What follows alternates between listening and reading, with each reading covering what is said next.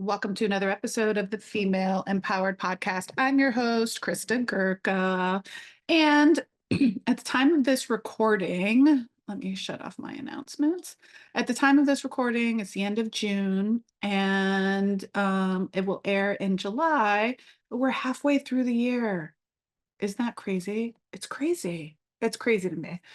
Anyways, it's halfway through the year. And so what I'm going to talk about today are different KPIs, which stands for key performance indicators, that we should be tracking in our Pilates business, yoga business, boutique fitness, boutique wellness business.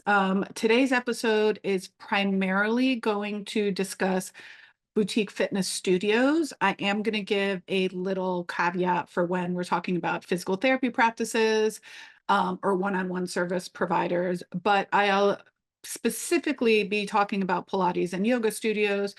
And it's really, really important to be tracking something. Now, so many people, when I first start talking to them, get really overwhelmed by what they should track. Because one, they don't know what they should be tracking, or they're tracking everything and they have no idea what the story is, like what it even means. So, like, what does it mean if you have a low utilization rate? What does it mean if you have high revenue but low profit? So, not only is it important to start to track things, but it's important to understand what they're telling you about your business because feelings are not facts. I say this in my group all the time. Feelings are feedback. They're not facts. So you could feel, and I'm doing this if you're watching me on YouTube, air quotes, you could feel that things are really doing well or really slow. But when you really look at the facts, they're showing you that you're not. I'll give you a perfect example. It is, summertime right now, and a lot of this industry gets a little slower in the summer, we say. And so when sometimes we feel that we're failing because all of a sudden utilization's down, there's open spots, people are traveling. However, we may be slower than January, but we may be doing better than July of last year. So it's important that when you compare your metrics, that we're comparing apples to apples, and we're comparing June of 2023 to June of 2024, not necessarily comparing January of 2024 to June of 2024. Those are not the same. Okay. So that would be like comparing the rehab plan for a, professional athlete, after an Achilles tendon rupture to a regular layperson. It's not the same. We're not comparing apples to apples. So what I'm going to talk about today is how we can effectively track certain KPIs, again, key performance indicators, and what they actually are telling us and how we can get that data. So like what each of these indicators mean. Now, one of the things that I always like to track is new customers. And so I think you can track this in any type of business you in. And what you want to define though is what constitutes a new customer. So is a new customer the first time ever they're visiting your location? Or are they considered new again if they haven't been in for a year, 2 years, 3 years? Okay. We define a new customer as someone who's never, ever paid for a service with us or been in for a service with us. So that's what we consider a new customer. Okay, so I think it's a really, really important metric to track because it provides valuable insight to us into the success of our marketing strategy. If we're getting new customers in the door, that means that our marketing strategy is working, or if we're not getting them in, not working. Now, the other thing that it'll tell us is, are we getting the right new customers in the door? Because then that will tell us if the marketing plan is actually attracting the right kind of customers. Okay. Industry standards right now, depending on where you get this information, is between 5.5 and 2%. Okay. To new customer acquisition per studio. So the way that we track this is we really find, most softwares have a first visit tag. Now, the one thing that I will say, the one little caveat to this is depending, in some softwares, they do new visits based on the service. So for example, if someone at Pilates in the Grove has been taking Pilates classes forever, and then they come in for physical therapy, it may in certain softwares say that they're a new client, but it's just that they're having a new service. So it's important to understand how your system is tracking new visits. So if you had a form how to calculate new visits, it's really simple. Total new customers in a month divided by total number of customers at the beginning of the month. So if you had 800 customers at the beginning of the month and you had 10 new customers, you divide that and then you multiply it for a percentage. Okay. So that's how you basically get the percentage. So if you have, I'll do very basic for you. If you have 100 customers at the beginning of the month and you added 10 new customers, you do 10 divided by 100 equals 0.1. And then you multiply that by 100, which is 10%. So you got 10% new client acquisition. Okay, so it's good. So how are you doing compared to other industries? How are you doing compared? And when I say comparing to other industries, I like to say in fitness. So like, how is Pilates comparing to yoga? How is Pilates comparing to CrossFit? How is Pilates comparing to XYZ? Right? So how are we comparing them and how are our marketing strategies working? If we are below, like if we are only at a 1% new client margin, not a margin, that's not the right word. Then we have to really look at our marketing strategies. One, do we have any? And two, where are they and how are they doing? Do we need to add more money? Do we need to change our messaging? What is working and not working? Okay, so new clients. Now, the other thing I like to look at in terms of new clients is new client conversion rate. So conversion just means, are you converting them from a lead, a new person, to a buying client, returning? Now, the other thing people do is you want to determine what you're considering a conversion. So is it a conversion? Do you consider it a conversion if this new person buys a new client special and then buys one-offs after that? So I'll give you an example. They come in, they do your buy one, get one free special, and then after that, they buy drop-in classes. Do you consider that a conversion? It's okay if you do, but you want to just remember you're measuring everything else. You want to remember to measure the same thing every single time. That's what I meant to say. For myself, okay, for Pilates in the Grove, we consider a conversion if they bought into a package or a membership. So we don't consider one-off or drop-ins a conversion. That's just how we want to choose it, okay? Because I don't get the buy-in, my feeling, I'll give you my background, my feeling on that, my rationale is that we're not getting the buy-in from the customer if they're just doing drop-ins. So we don't consider them a conversion. So what we want to see is how many new clients finished their intro offer and then bought a membership or a package. Now, the way that we get this is we take the number of new clients, right? So we say we have 10 new clients and 5 of them bought another membership. Okay, so we have a 50% conversion rate. We have a half of them stayed. The other half, we don't know what happened. We actually track that a lot. We try to see why did they not stay? What did they not like? And what that will tell us too. So if we have a really low conversion rate, like 10%, 20%, then maybe we're going to look at is our marketing strategy attracting the right type of buyers into our studio? So an example of that is, say we're getting a lot of new clients. Say we get 10, 15, 20 new clients. At Pilates in the Grove, we got 30, I think, new clients in a week. So we shoot for 100 new clients each and every month. Okay.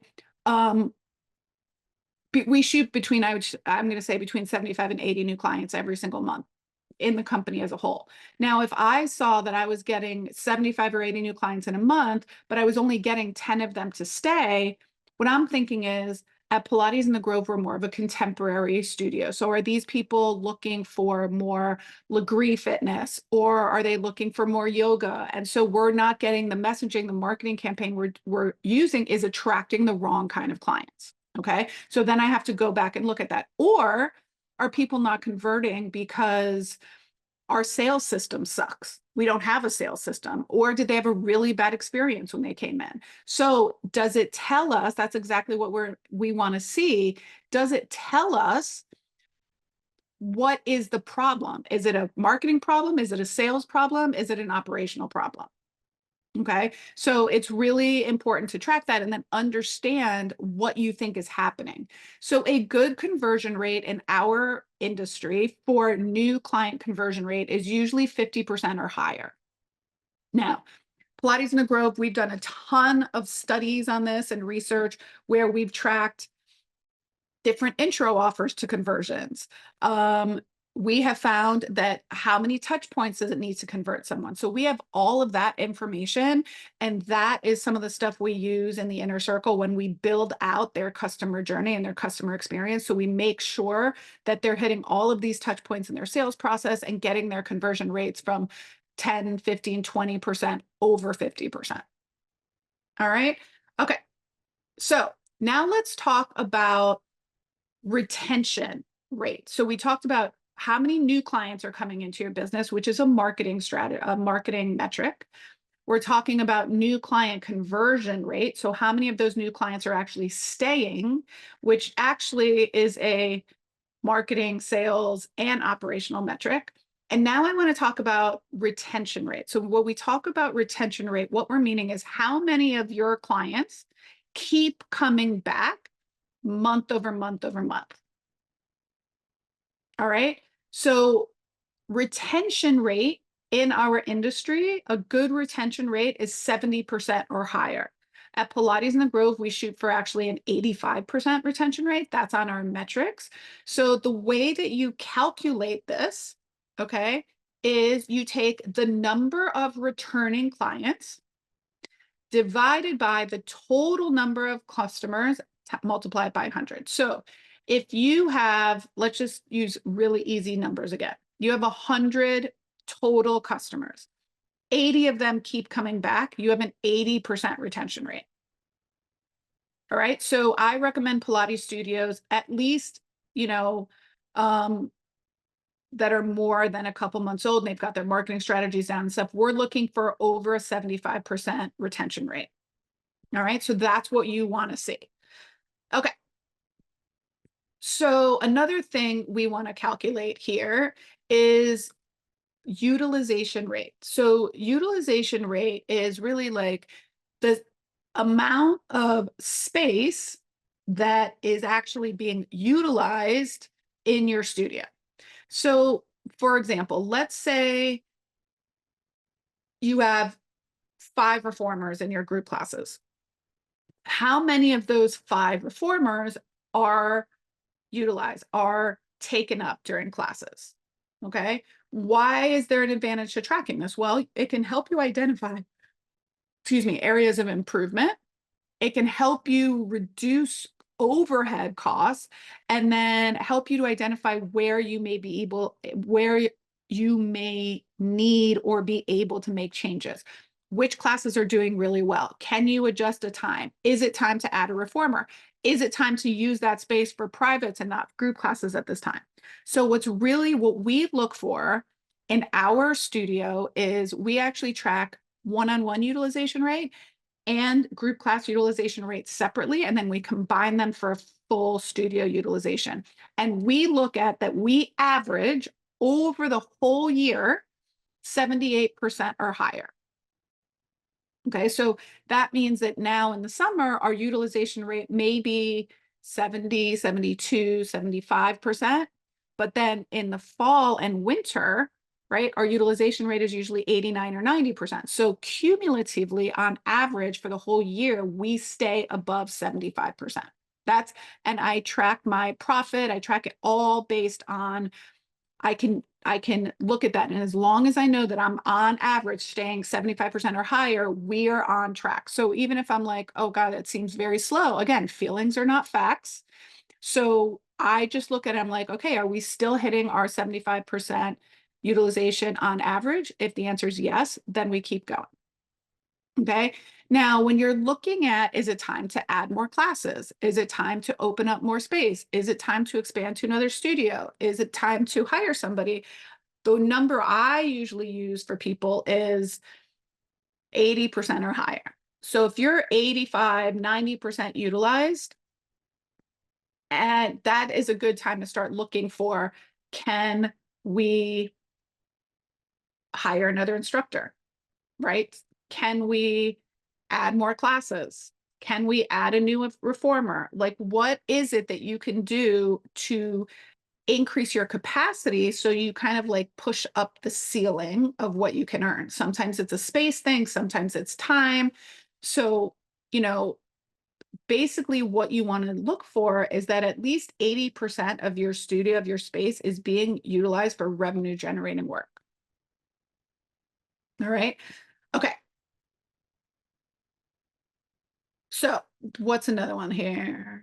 Okay. So not everyone does this, and we do it. We don't do it monthly. We usually do it quarterly, but it's like a monthly customer satisfaction score. Okay. So what we want to see is what we want to do is measure the degree of satisfaction that our customers have at the studio. Now, a lot of things are going to tell us this. Our retention rate is going to tell us this. So if we have a really good retention rate over 90%, it's really going to tell us that they're satisfied because they keep coming back. Okay. It can also tell you areas where you need improvement. Like, is there an instructor that's doesn't have a high satisfaction, or their classes are not fully utilized? Or is there a time of day? Or is it something that you can do to improve even the experience of the customers that are coming back? That is something that you can calculate. So a lot of times they call this a net promoter score, NPS, where it's a lot of times when you check out of some place or you log in, it'll say, on a scale of 1 to 10, how would you rate your experience? People just do that. That's called the net performance score. And so what they're looking for is they're looking for 7, 8, 9, and 10. And that's how they're judging if their overall experience is good.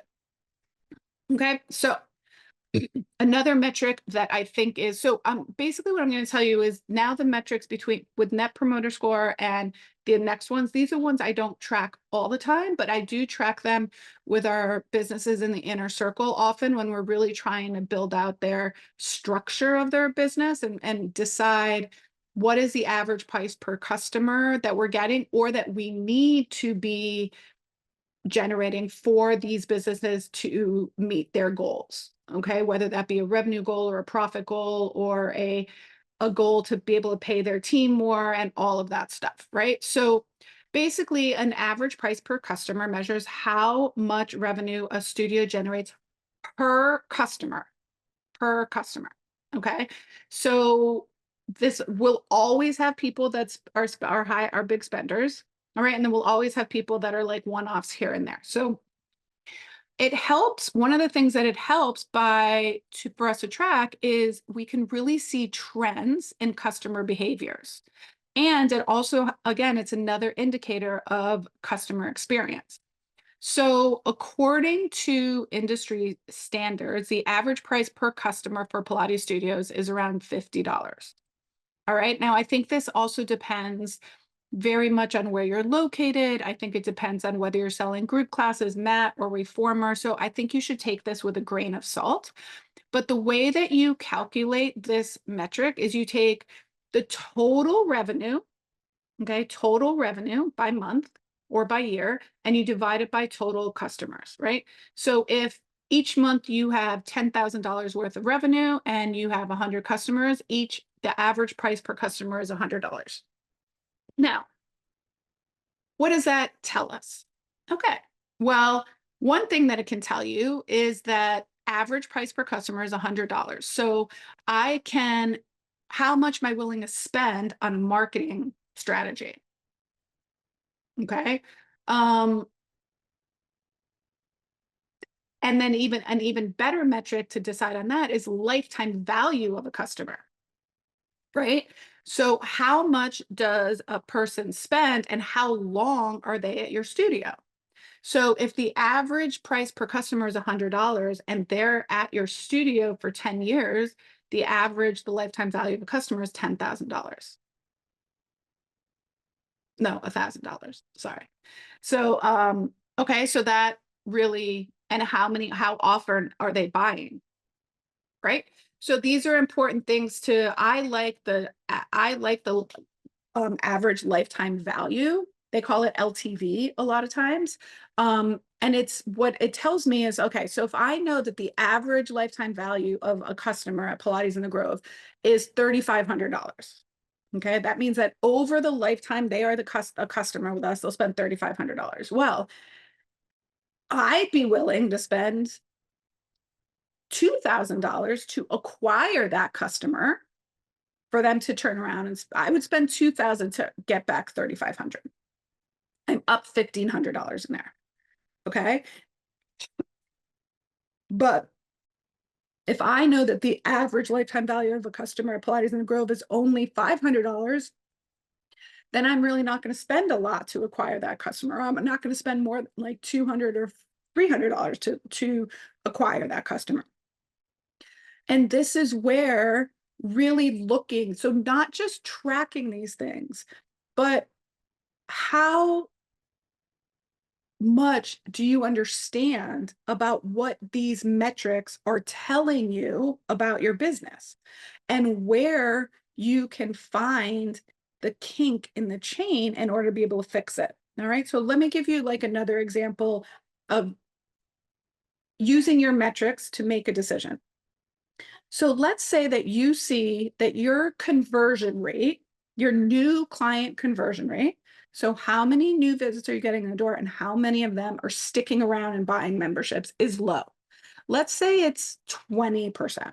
Now, you've then optimized your sales process, you've optimized your marketing, you've done everything in-house, and you can get your conversion rate up to 30% or maybe even 40%. But you're like, we're doing a really great job. I don't know that we're going to be able to optimize this conversion rate much more. Well, then you can say, okay, so if I still want 10 new members each and every month, and I know that I'm converting 4 out of every 10 people that comes in, right? Okay, then I just know that I need to get what is that? So if it's 40% and I want 10, I need to get at least like 25 people in the door. So that's where you can say, right? Okay, now I'm going to spend a little more money to get more new visits in the door.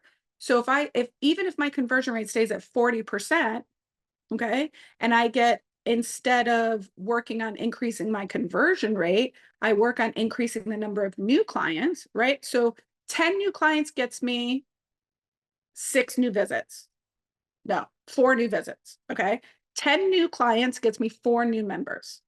20 new clients gets me 8 new members. 30 new clients gets me 12 new members. Okay. 40 new clients, right? Okay. So that's kind of like how it goes. So you can just play with your numbers.